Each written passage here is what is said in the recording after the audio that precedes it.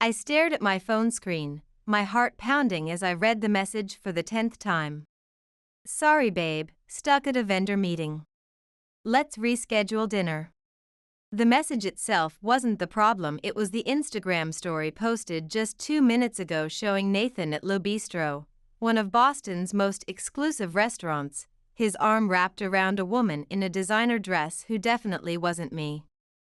My name is Amelia, and I'd spent the last 5 years building my career in medical device sales while planning my wedding to a man who apparently couldn't even craft a decent lie. The irony wasn't lost on me. I'd worked my way up to regional sales director, breaking company records and earning industry recognition, while he spent his time cultivating affairs. My hands shook as I grabbed my car keys, my mind racing between anger and disbelief as I drove to the restaurant. The valet recognized me from previous visits with Nathan, giving me a sympathetic look as I handed over my keys. Through the restaurant's floor-to-ceiling windows, I could see him at a corner table, laughing with his companion. May I help you, ma'am? The maitre d' asked as I entered, but I was already walking past him, my heels clicking against the marble floor like a countdown to confrontation. Honey, what a surprise! I announced, my voice carrying across the quiet dining room.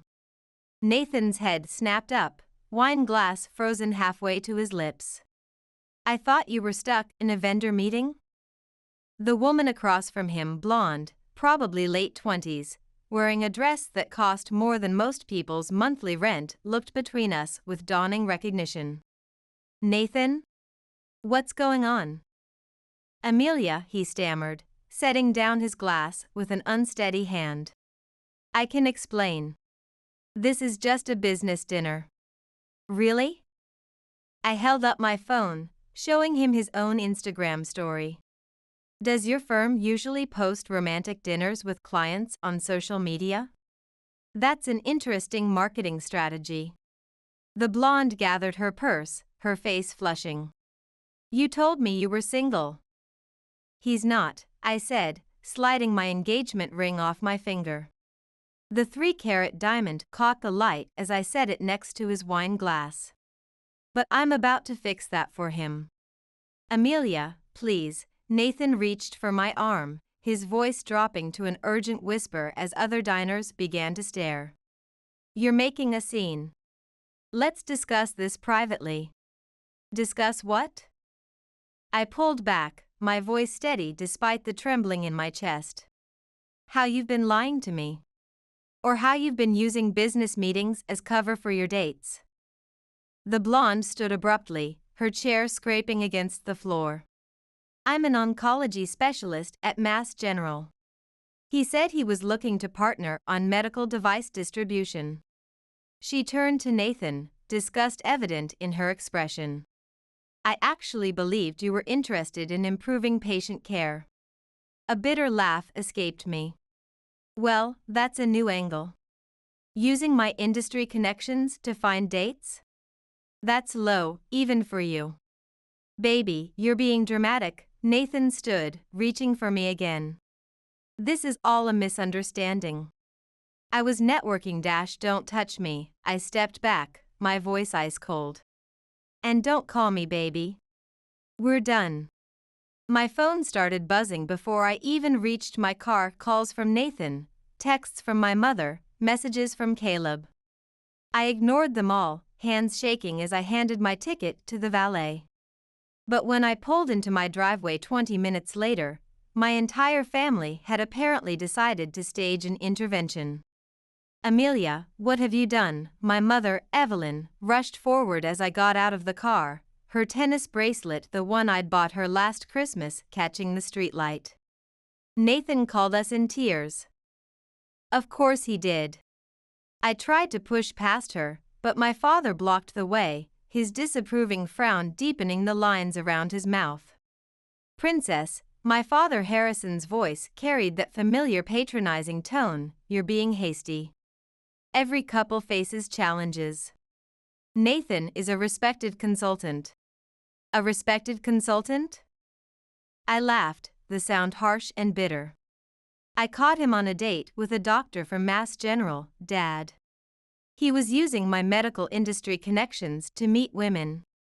Men make mistakes, Victoria chimed in from the porch, her designer handbag, another gift funded by my commissions, hanging from her arm. You can't throw away a relationship over one indiscretion. I looked at them all, my mother wringing her hands with her platinum bracelets jingling, my father's stern businessman's frown, Caleb's judgmental stare, Victoria's smug expression. These people were supposed to be my family, my support system. He's been lying to me for months, I said, feeling the weight of their collective disapproval. Probably longer. And you're all standing here defending him? He's practically family, Caleb stepped forward, his voice carrying the same authoritative tone he used in board meetings. Has been for years. His consulting firm has been crucial for Dad's business expansion plans. Ah, there it was. The real reason for this impromptu family gathering. It wasn't about my happiness, it was about their bottom line. My success in medical device sales had been padding my family's lifestyle for years, and Nathan had wormed his way into my father's company with promises of lucrative consulting contracts. I can't believe this, I shook my head, clarity hitting me like a cold wave. My own family cares more about their business connections than the fact that my fiancé was cheating on me. Now you're just being childish, my mother snapped, her perfectly manicured hand clutching her pearls, another gift from my commissions. This is exactly why Nathan probably felt driven to dash. Don't you dare finish that sentence, my voice cut through the night air like a scalpel. Don't you dare blame me for his choices. Amelia, my father's voice took on that executive tone he used in board meetings, sleep on it. Tomorrow you'll see things more clearly. Think about the merger plans, about the company's future. Oh, I see things perfectly clearly right now.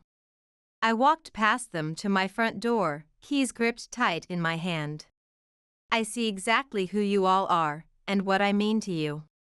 Don't be dramatic, Victoria called after me, her voice dripping with condescension. This is why you can't maintain relationships. You're too focused on your career, always talking about sales metrics and market penetration instead of dash. I slammed the door, cutting off her words. Through my window, I watched them huddle together on my perfectly manicured lawn, the landscaping another expense I'd covered, probably plotting their next attempt to make me fall in line. But as I stood there, something shifted inside me. The hurt was still there, but now it was crystallizing into resolve. They thought my career was just about selling medical devices. They thought I needed Nathan, needed their approval. Fine. Let them think that. I walked to my home office and opened my laptop. The quarterly sales reports I'd been reviewing earlier still filled the screened numbers that had made me a top performer in the medical device industry. It was time to make some calls, starting with my investment broker. If they wanted Nathan so badly, they could have him. But they were about to learn exactly what they were losing in the process. You're leaving medical device sales? Rebecca Harris nearly choked on her coffee across our Zoom call. Amelia, you're on track to break industry records again this year. Why would you dash? I need a change, I said, watching my investment portfolio numbers scroll across my screen. And I need this transition to happen quietly. How fast can we move my assets into venture capital? With your background in medical technology and these financials? A week, maybe 2. But are you absolutely sure about this? A text from Nathan lit up my phone. Your mother's worried sick. Stop being stubborn and come home. Completely sure, I replied, deleting his message without responding. And Rebecca, I want to focus on female founders in healthcare technology. Particularly those being overlooked by traditional VCs. The next 2 weeks passed in a blur of negotiations, portfolios, and ignored calls. I packed my life into boxes while fielding increasingly aggressive attempts from my family to fix things. They didn't know I'd already liquidated my investment accounts or signed a lease on a waterfront apartment in Boston's Seaport District. You can't avoid us forever. Caleb cornered me outside my house one morning as I was supervising the moving company. Mom's barely sleeping, Dad's blood pressure is through the roof. Funny how nobody seemed concerned about my well-being when Nathan was using my professional network to meet women. He made a mistake. And what about Dad's business? The merger with Nathan's consulting firm was supposed to save the company. I laughed, the sound hollow. So that's what my relationship was worth to you all? A business deal? Don't be naive. Everything's connected. Your medical sales career - my career that paid for Victoria's Range Rover? That funded Mom's country club membership? That kept Dad's company afloat during COVID? I shook my head, watching the movers load another box.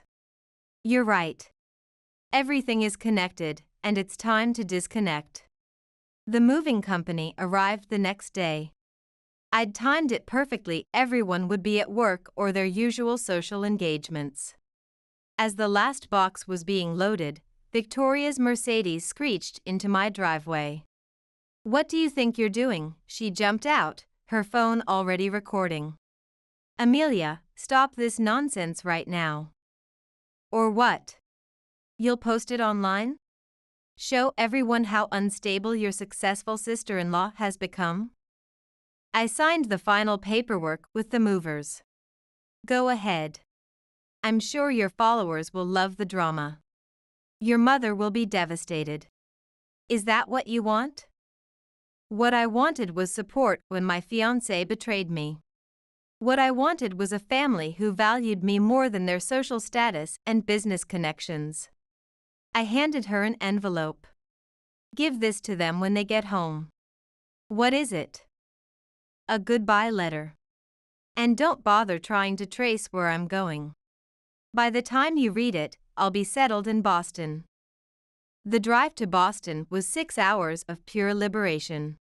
With each mile marker, the weight on my shoulders lifted. My phone buzzed constantly until I finally pulled over at a rest stop to read the messages. "Mom, how could you leave the medical device industry without consulting us? What about our lifestyle? Dad, this is completely irresponsible. Your contacts were crucial for our business. Caleb, you're tearing this family apart. Nathan, you're making a huge mistake. Let's discuss the merger plans." I switched off my phone and walked to get coffee. The barista smiled as she handed me my drink. "Rough day?" Actually, I smiled back, feeling lighter than I had in years. It's the first day of my new life.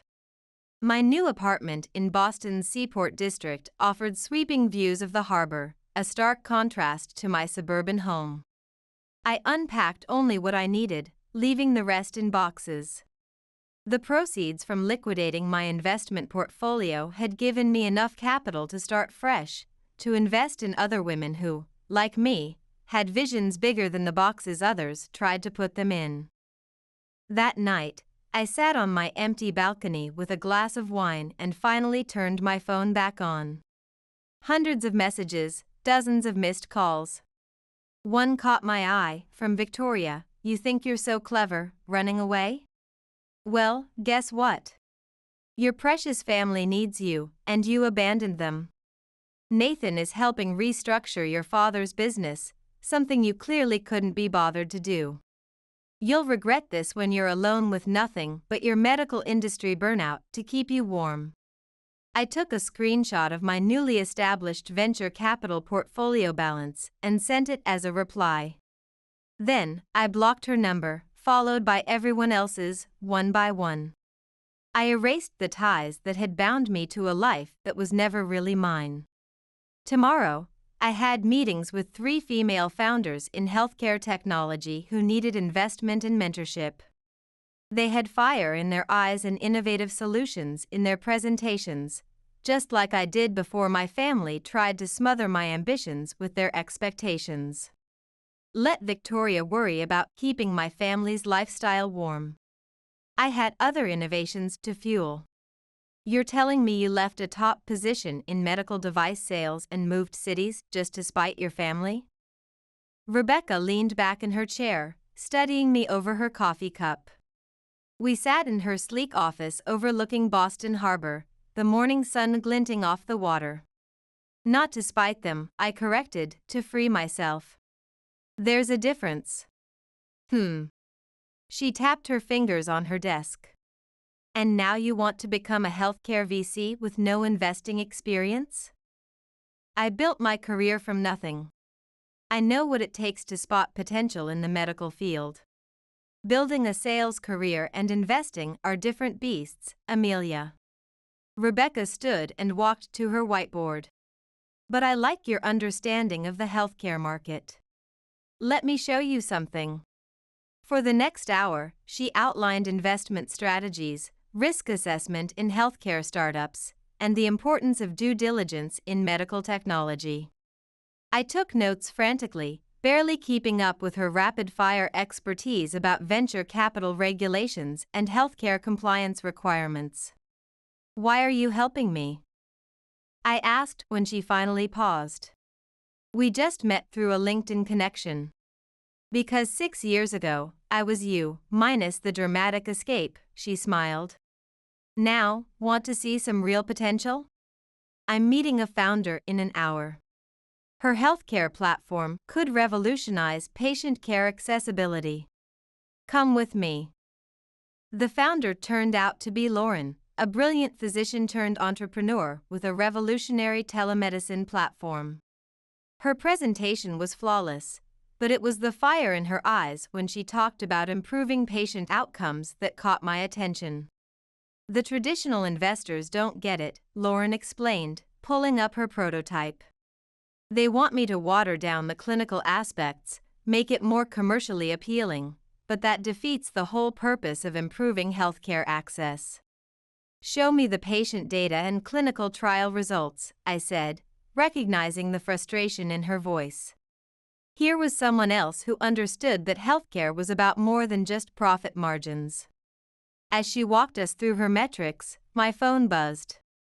A blocked number, but the voicemail notification made my stomach clench. Amelia, it's Dad. The company's medical division is struggling without your contacts.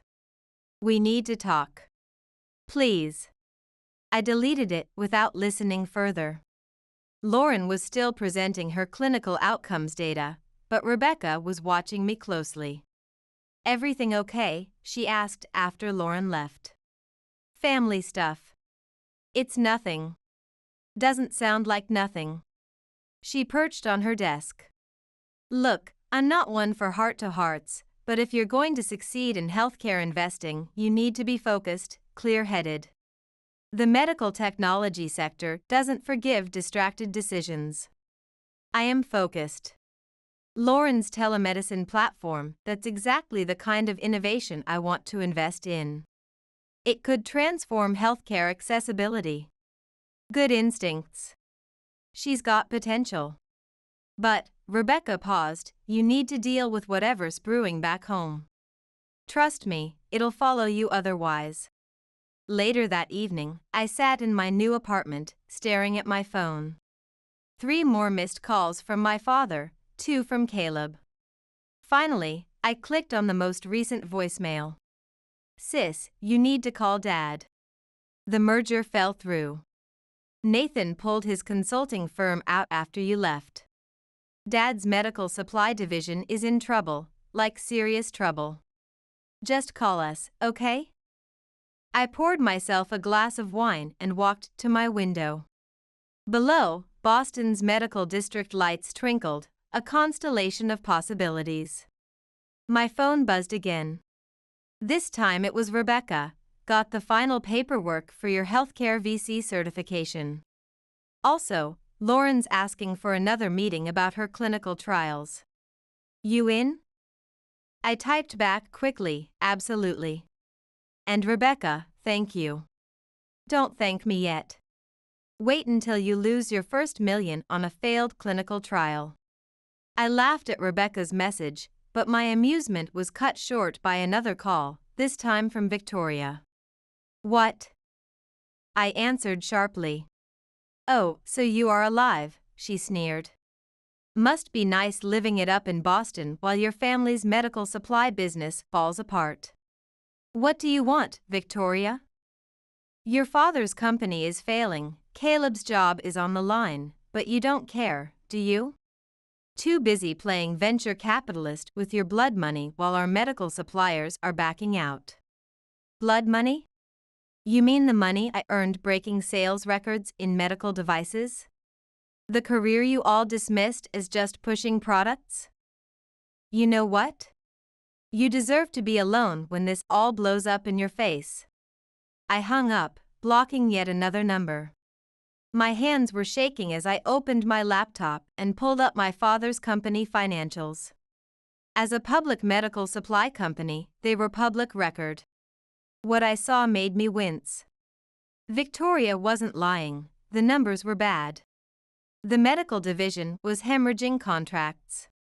My phone lit up with a text from Lauren. Hey. I reworked some clinical trial projections based on your questions. Coffee tomorrow to discuss patient outcomes? I looked at the message, then back at my father's company's numbers. The contrast was stark. One represented my past, with all its obligations and emotional manipulation. The other was my future, full of potential to actually make a difference in healthcare. I typed back to Lauren, coffee sounds perfect. I have some ideas about scaling the clinical trials. Let them think I was running away. The truth was, for the first time in my life, I was running towards something meaningful, something that could transform patient care on my own terms. I'm investing $2 million in your healthcare platform, I told Lauren across the coffee shop table. Her eyes widened, her cup frozen halfway to her mouth. Are you serious? She set the cup down with shaking hands. But you said you needed more time to review the clinical data. I've seen enough. Your prototype works, your patient outcomes are impressive, and frankly, I'm tired of watching brilliant women physicians get overlooked by traditional medical investors who don't understand clinical impact. As we discussed implementation timelines and clinical trial expansion, my phone lit up with an incoming call from Caleb. I declined it, but he immediately called back. You should get that, Lauren said gently. Healthcare is all about relationships. Family stuff has a way of affecting everything else. I stepped outside, bracing myself. What is it, Caleb? Dad's in the hospital, his voice cracked. Stress-induced heart attack. Minor, but he's asking for you. The medical division's collapse hit him hard. The world tilted slightly. Is he okay? For now. But the company's tanking. We're laying off the entire medical supply division next week. Remember Dr. Thompson from product development? 20 years with the company revolutionized our surgical equipment line? He'll be first to go. The guilt punch landed exactly as he intended. That's not my fault, Caleb. No. Nathan's firm pulled their healthcare consulting contract the day after you left. Said they couldn't trust a family that raised someone so selfish. Now our medical suppliers are pulling out and stop. I pressed my fingers to my temple. Just stop. You can't blame me for Nathan's business decisions. Can't I? You knew what your dramatic exit would cost our medical division, but you only cared about yourself. I watched Lauren through the window, reviewing the investment papers with such hope in her eyes. Her platform could help thousands of patients access better care. I have to go. Of course you do. Run away. It's what you're good at. Back inside, Lauren looked up with concern. Everything okay? My father's in the hospital. Minor heart attack. Oh God, I'm so sorry. As a doctor, I know how stressful these situations can be. We can reschedule. No. I pulled out my pen. Let's finish this now. I believe in you and your platform. That's not changing because of family drama.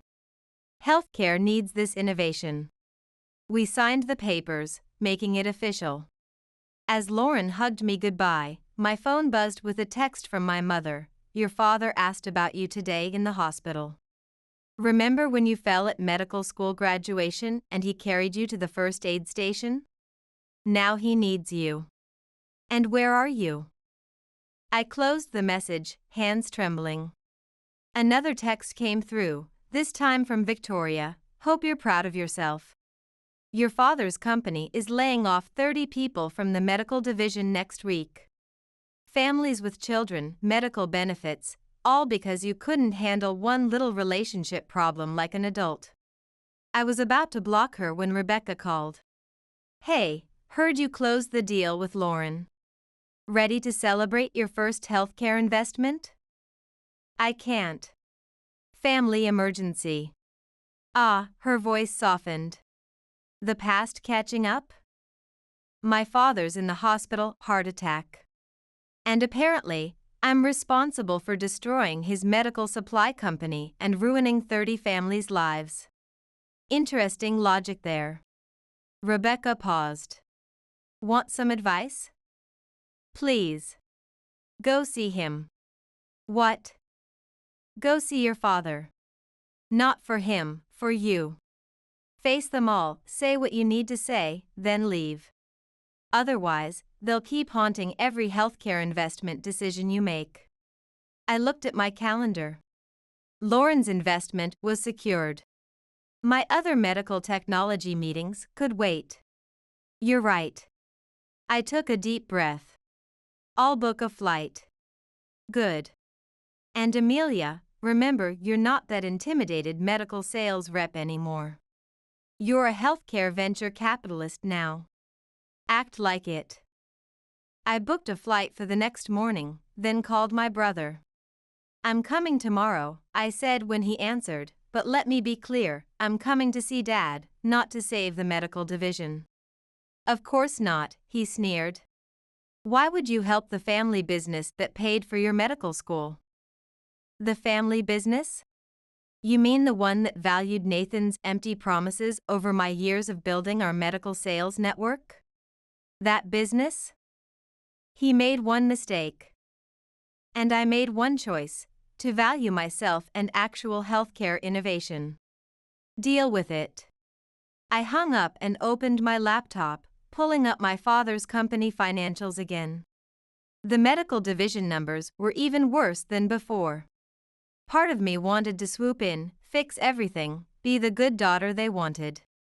But as I looked at the investment agreement with Lauren, I remembered why I left. They hadn't just sided with Nathan, they'd tried to shrink my vision of healthcare to fit their profit expectations. My phone buzzed one last time, a message from Lauren, just told my medical team about the investment. They're crying happy tears. We can finally expand our clinical trials. You've changed lives today, Amelia. Thank you for believing in better healthcare. I smiled, screenshotted the message, and booked my hotel. Tomorrow I'd face my past, but tonight I'd celebrate changing healthcare for the better, not from obligation, but from choice. 3 months after my brief, tense hospital visit with my father, I sat in Rebecca's office reviewing Lauren's latest clinical trial results. The numbers were staggering. She's exceeded patient engagement projections by 40%. Rebecca whistled. Your first healthcare investment's looking like a home run. The telemedicine sector was ready for disruption, I said, scrolling through the patient outcome data, and Lauren is brilliant at combining clinical expertise with technology. Yes, but let's talk about your other wins. Rebecca pulled up a spreadsheet. 3 more successful investments in women-led healthcare startups. You've got good instincts for medical innovation. My phone buzzed. Another email from Caleb. I'd been getting them weekly since Dad's hospital stay, always the same guilt-ridden message about the medical division in different words. I deleted it without reading.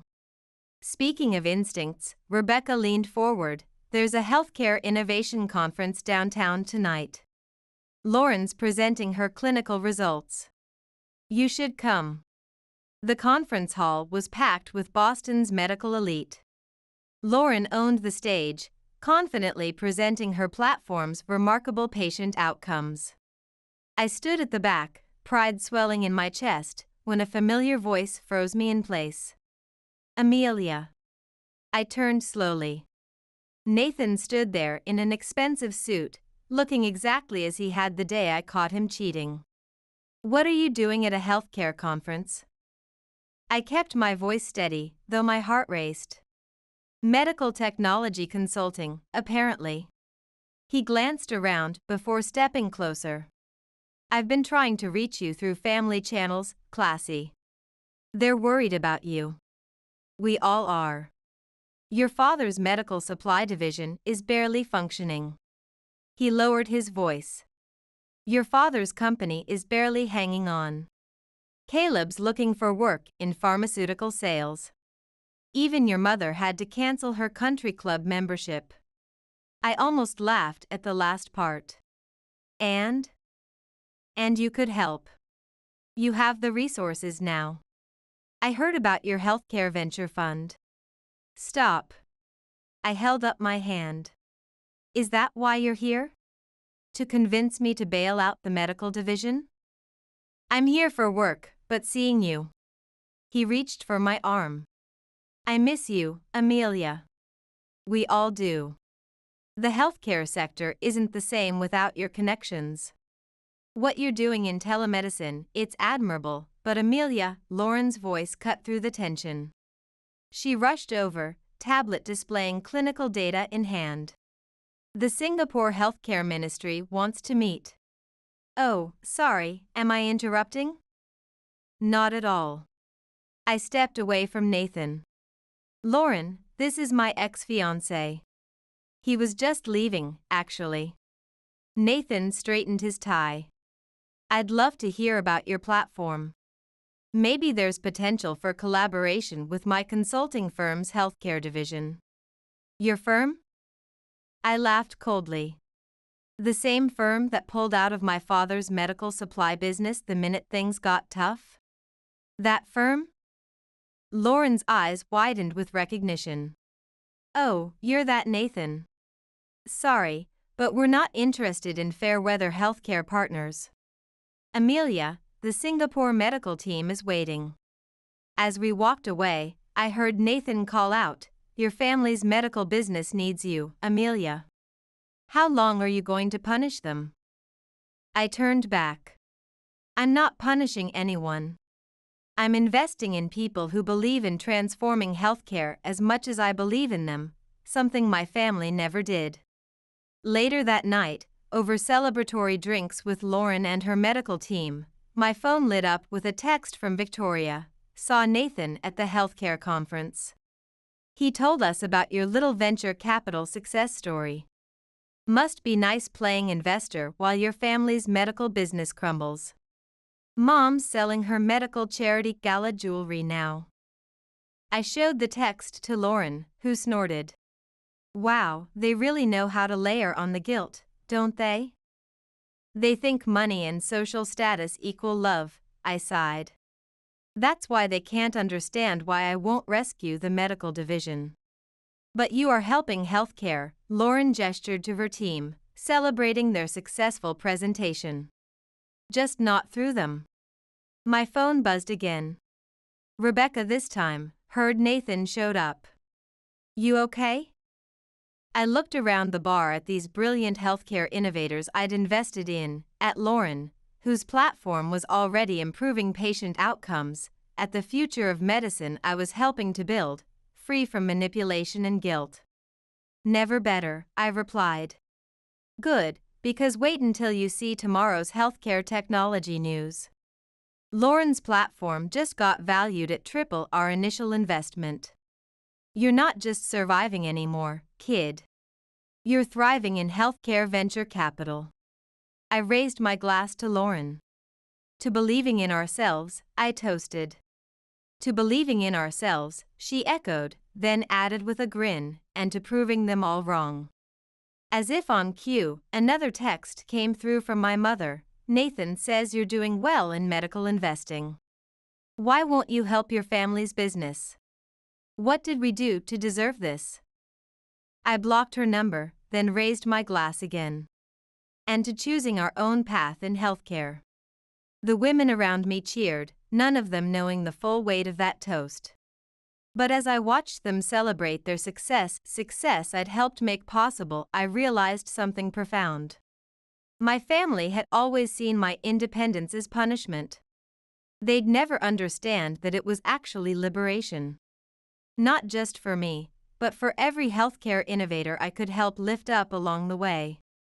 He's waiting in your office, my assistant warned as I stepped off the elevator.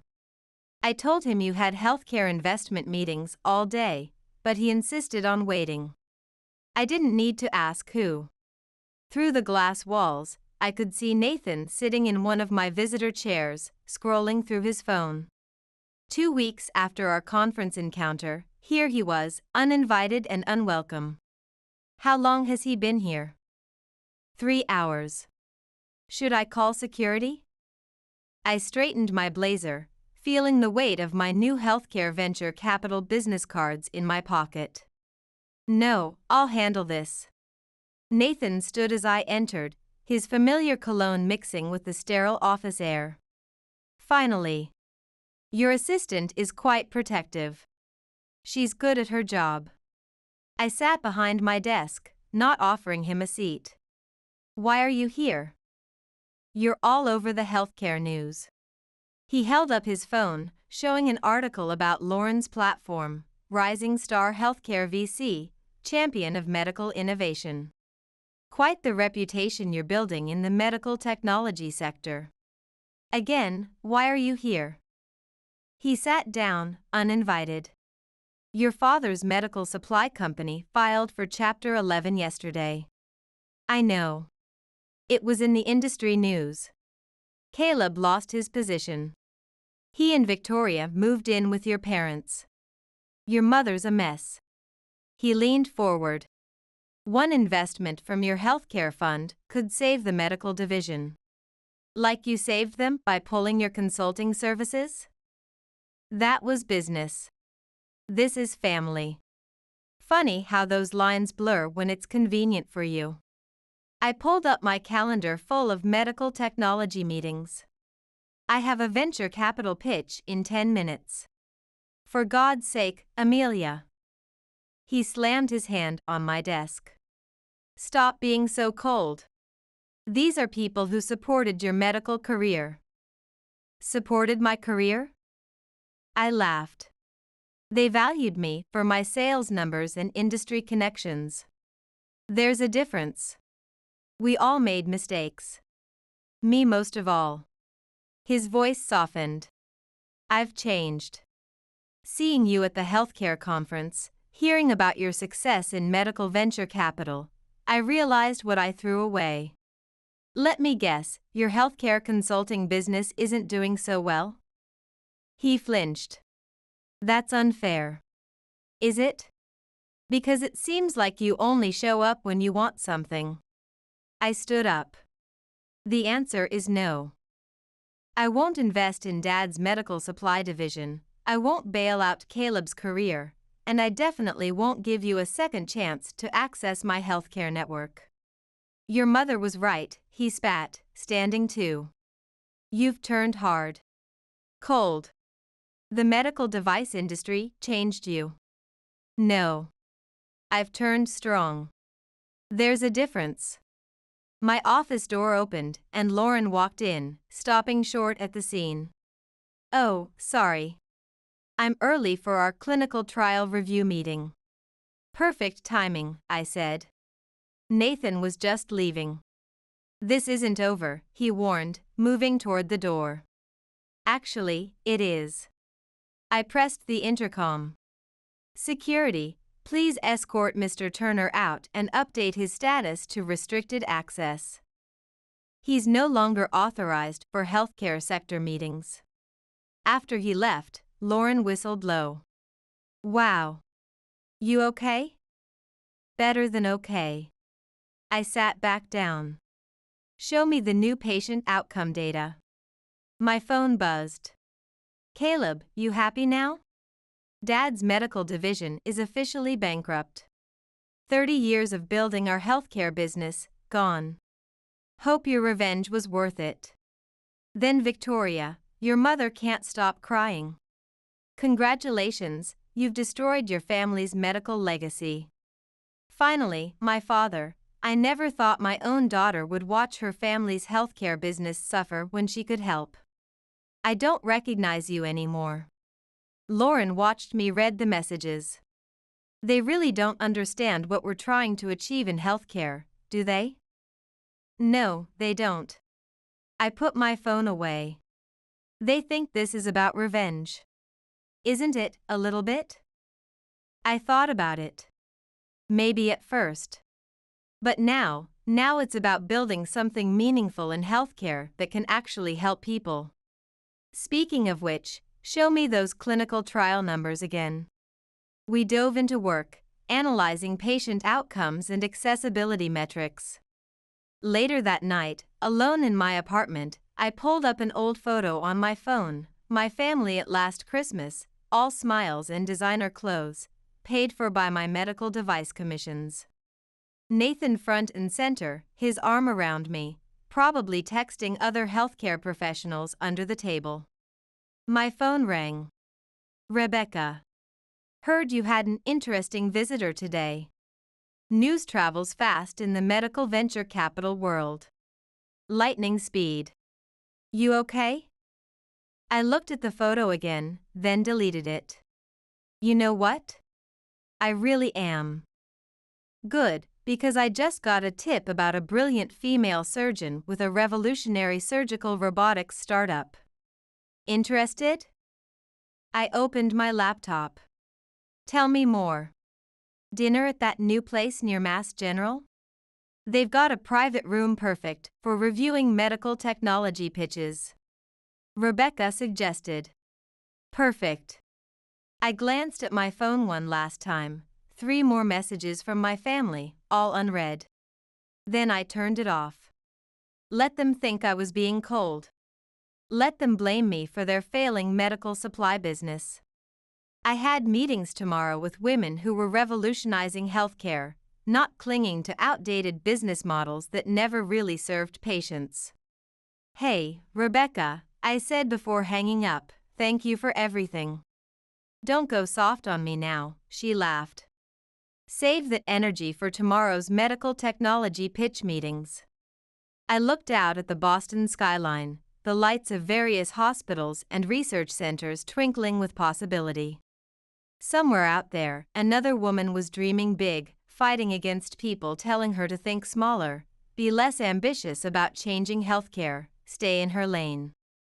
I was done staying in my lane, and I was just getting started transforming medical technology.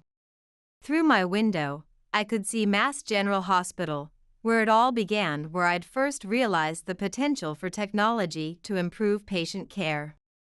Now, instead of just selling medical devices, I was helping create them. Instead of maintaining the status quo my family clung to, I was funding the future of healthcare.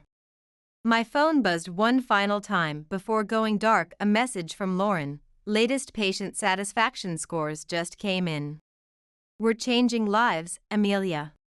Thank you for believing in us when traditional investors wouldn't. I smiled, thinking about how far I'd come from that medical device sales rep who let others define her worth.